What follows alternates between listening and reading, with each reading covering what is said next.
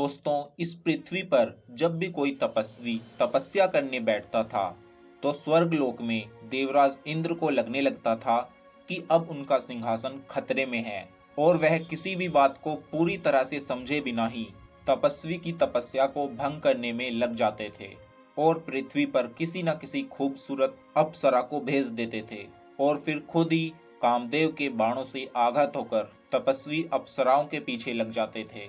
और उसके बाद जो होता था वह तो आप भली भांति समझ ही सकते हैं, लेकिन एक बार जो हुआ वो बहुत ही रोचक है। बात उस समय की है जब महान ऋषि कांडू गोमती नदी के किनारे बैठकर घोर तपस्या कर रहे थे। तब इतनी घोर तपस्या से डरकर देवराज इंद्र ने स्वर्गलोक की सबसे सुंदर अप्सरा प्रेमलोचा को चुना और ऋषि कांडू की तपस्या को भंग करने के लिए पृथ्वी पर भेजा। प्रेमलोचा तो थी ही बहुत खूबसूरत, मानो उनका जन्म तो हुआ ही था किसी तपस्वी की तपस्या को भंग करने के लिए। अब जैसे ही ऋषि कांडू की नजर उनके बदन पर पड़ी, वे उसी क्षण उसके सम्मोहन में डूब गए और कामदेव के बाणों से आघात होकर अप्सरा के साथ काम भोग करने के लिए उसके पीछे पीछे जंगल में चले गए। उधर ये सब देखकर देवराज इंद्र ने भी चैन की सांस ली, क्योंकि अब उनकी योजना पूरी तरह से सफल हो चुकी थी। फिर कुछ समय बीत जाने के बाद इंद्र प्रेमलोचा के स्वर्ग लौटने का इंतजार करने लगे, परंतु इंतजार की घड़ी तो समाप्त होने का मानो नाम ही नहीं ले रही थी।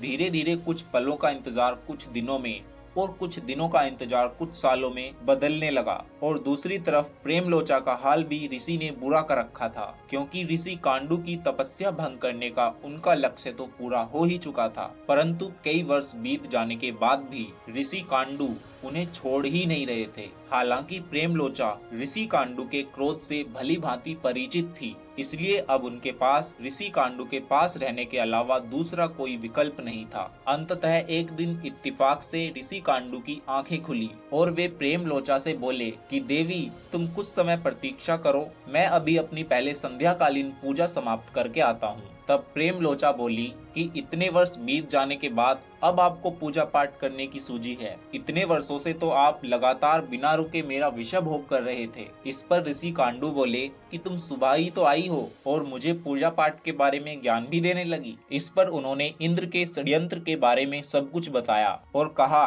कि मुझे यहाँ पर आए हुए पूरे के पूरे 907 वर्ष हो चुके हैं। इतना सुनकर ऋषि कांडू का सिर लज्जा से नीचे झुक गया और वे खुद पर शर्मिंदा होते हुए एक बार पुनः नदी की ओर तपस्या करने चले गए। तो इस प्रकार दोस्तों, हमने आपके सामने एक छोटा सा प्रसंग रखने की कोशिश की और हम उम्मीद करते हैं कि हमारी यह कोशिश आपको जरूर पसंद आई होगी। अतः आप इस वीडियो को लाइक एवं शेयर जरूर करें। साथ ही ऐसी धार्मिक और रोचक बातें सुनने के लिए आप हमारे चैनल को सब्सक्राइब जरूर करें और वीडियो को अंत तक देखने के लिए आप सभी लोगों का बहुत बहुत धन्यवाद।